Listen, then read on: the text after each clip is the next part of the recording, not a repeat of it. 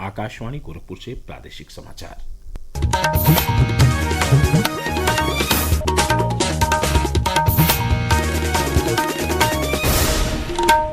नमस्कार, समाचार बुलेटिन के साथ मैं वेद प्रकाश पाठक।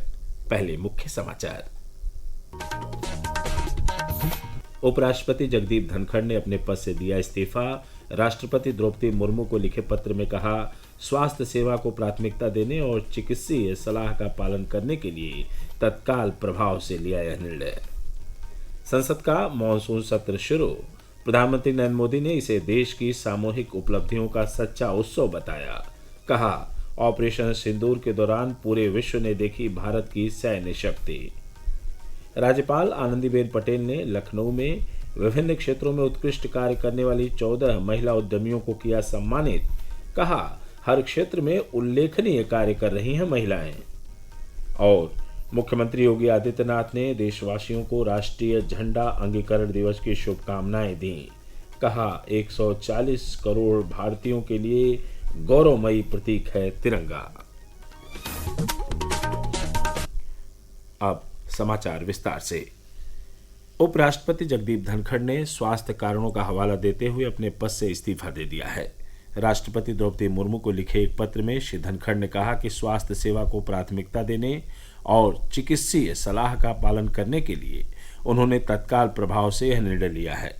उन्होंने अपने कार्यकाल के दौरान राष्ट्रपति के अटूट सहयोग के लिए उनका आभार व्यक्त किया।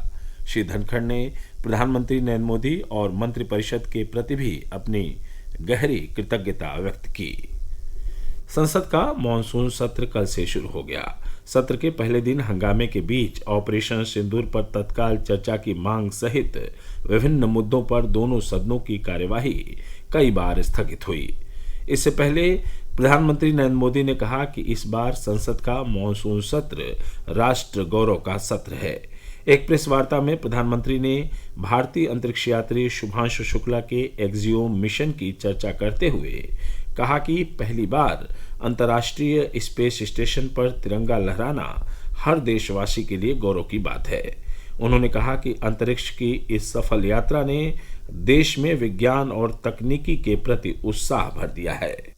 सत्र राष्ट्र गौरव और विजयोत्सव का सत्र है, तो सबसे पहले तो मैं पहली बार इंटरनेशनल स्पेस स्टेशन पर भारत का तिरंगा झंडा वहां लहराना ये हर देशवासी के लिए गौरव के पल है। देश में साइंस टेक्नोलॉजी के प्रति, इनोवेशन के प्रति नया उमंग और उत्साह भरने वाली ये सफल यात्रा रही है।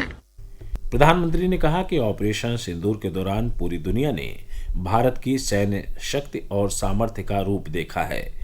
उन्होंने देश की सुरक्षा के लिए एकजुट हुए सभी राजनीतिक दलों और सांसदों की सराहना करते हुए कहा कि यह सत्र हमारी सामूहिक उपलब्धियों का सच्चा उत्सव है। इसी क्रम में कल संसद भवन में संसद की कार्य मंत्रणा समिति की बैठक हुई। इसमें पहलगाम आतंकी हमले के जवाब में सशस्त्र बलों के ऑपरेशन सिंदूर पर लोकसभा में चर्चा करने का निर्णय लिया गया।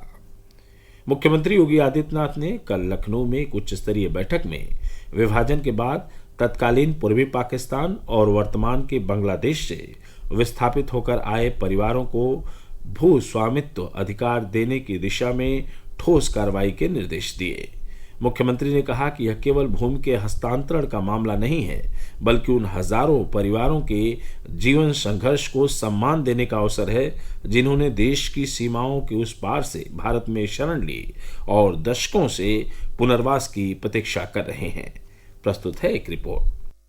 बैठक में मौजूद अधिकारियों ने बताया कि विभाजन के बाद वर्ष 1960 से 1975 के बीच पूर्वी पाकिस्तान से विस्थापित होकर आए परिवारों को पीलीभीत, लखीमपुर खीरी, बिजनौर और रामपुर में पुनर्वासित किया गया था। प्रारंभिक वर्षों में इन परिवारों को ट्रांजिट कैंपों के माध्यम से विभिन्न गाँवों में बसाया गया और भूमि आवंटन भी किया गया, लेकिन कानूनी और अभिलेखीय विसंगतियों के चलते इन्हें भूमि पर वैध अधिकार प्राप्त नहीं हो सका है। मुख्यमंत्री ने कहा कि जिन मामलों में पूर्व में भूमि का आवंटन गवर्नमेंट ग्रांट एक्ट के तहत हुआ था, उन्हें ध्यान में रखते हुए वर्तमान विधिक ढांचे में नए विकल्प तलाशे जाएं। उन्होंने कहा कि इसे केवल पुनर्वास नहीं बल्कि सामाजिक न्याय, मानवता और राष्ट्रीय जिम्मेदारी के रूप में देखना चाहिए। आकाशवाणी समाचार कक्ष से तनवीर फातिमा।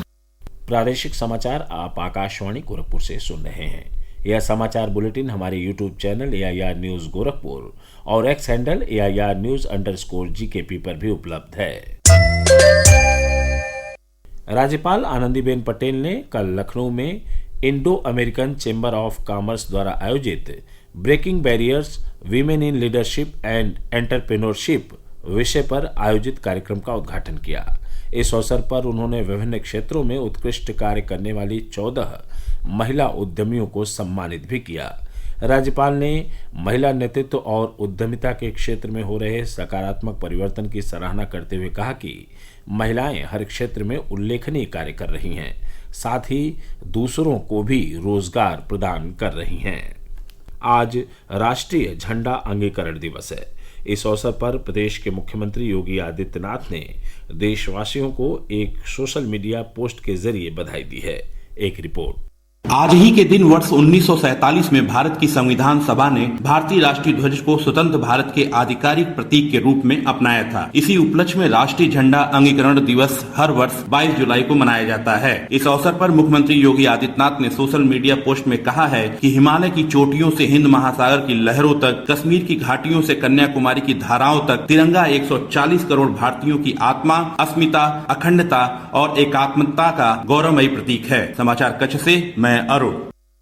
मौसम विज्ञान विभाग ने पश्चिमी उत्तर प्रदेश में 25 जुलाई तक कुछ स्थानों पर, जबकि 26 और 27 जुलाई को अनेक स्थानों पर गरज चमक के साथ बौछारें पड़ने और वर्षा की संभावना जताई है।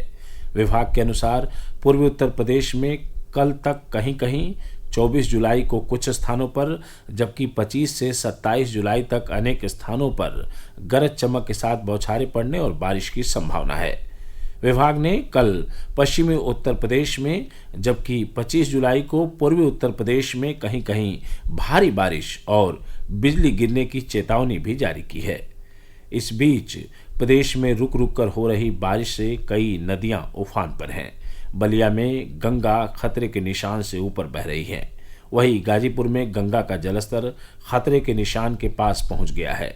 इटावा में यमुना और चंबल के बढ़ते जलस्तर को लेकर इटावा जिला आपदा प्रबंधन अधिकारी अवनीश दुबे ने बताया कि प्रशासन सतर्क है। किसी भी आपात स्थिति से निपटने के लिए SDRF और NDRF की टीमों को अलर्ट कर दिया गया है। हमने आपसी डिपार्टमेंटल कोऑर्डिनेशन करके जो वल्नरेबल कम्युनिटी है, गर्भवती महिलाएं, छोटे बच्चे, गंभीर बीमारी से पीड़ित मरीज, उनकी सूची हमारे पास प्राप्त है। यदि कोई भी ऐसी स्थिति बनती है तो तुरंत हम आगे कोऑर्डिनेशन के साथ उनको इवैक्यूएट करेंगे और सुरक्षित स्थान पे हमारी NDRF, SDRF की जो नजदीकी यूनिट है उनके साथ भी हमारा कोऑर्डिनेशन है। यदि कोई ऐसी स्थिति आती है तो तुरंत तत्काल रिस्पॉन्स करेंगे। प्रदेश के विभिन्न क्षेत्रों में पिछले 24 घंटों के भीतर अलग अलग सड़क दुर्घटनाओं में 5 कांवड़ियों सहित 6 लोगों की मौत हो गई, जबकि 3 कांवड़ श्रद्धालु गंभीर तौर से घायल हैं। बस्ती में अयोध्या 4 लेन पर फुटैया के पास 2 बाइकों की टक्कर में 4 कांवड़ श्रद्धालु गंभीर रूप से घायल हो गए। पुलिस ने इलाज के लिए उन्हें जिला अस्पताल पहुंचाया, जहां चिकित्सकों ने 2 कांवड़ियों को मृत घोषित कर दिया, जबकि एक को गोरखपुर स्थित BRD मेडिकल कॉलेज रेफर कर दिया। उपचार के दौरान देर रात उसकी भी मौत हो गई। उधर फिरोजाबाद के मक्खनपुर थाना क्षेत्र स्थित जयपुरिया स्कूल के सामने हुई दुर्घटना में एक टैंकर ने कांवड़ ले जा रहे 3 श्रद्धालुओं की बाइक को पीछे से टक्कर मार दी, जिसमें एक श्रद्धालु सहित 2 लोगों की मौत हो गई, जबकि 2 श्रद्धालु घायल हो गए। शाहजहांपुर के काट थाना क्षेत्र के जलालाबाद मार्ग पर भी ट्रैक्टर टाली से गिरकर एक कांवड़ श्रद्धालु की मौत हो गई। और अंत में इस बुलेटिन के मुख्य समाचार एक बार फिर। उपराष्ट्रपति जगदीप धनखड़ ने अपने पद से दिया इस्तीफा। राष्ट्रपति द्रौपदी मुर्मू को लिखे पत्र में कहा, स्वास्थ्य सेवा को प्राथमिकता देने और चिकित्सीय सलाह का पालन करने के लिए तत्काल प्रभाव से लिया यह निर्णय। संसद का मॉनसून सत्र शुरू। प्रधानमंत्री नरेंद्र मोदी ने इसे देश की सामूहिक उपलब्धियों का सच्चा उत्सव बताया। कहा, ऑपरेशन सिंदूर के दौरान पूरे विश्व ने देखी भारत की सैन्य शक्ति। राज्यपाल आनंदीबेन पटेल ने लखनऊ में विभिन्न क्षेत्रों में उत्कृष्ट कार्य करने वाली 14 महिला उद्यमियों को किया सम्मानित। कहा, हर क्षेत्र में उल्लेखनीय कार्य कर रही हैं महिलाएं। और मुख्यमंत्री योगी आदित्यनाथ ने देशवासियों को राष्ट्रीय झंडा अंगीकरण दिवस की शुभकामनाएं दी। कहा, 140 करोड़ भारतीयों के लिए गौरवमयी प्रतीक है तिरंगा। समाचार समाप्त हुए। नमस्कार।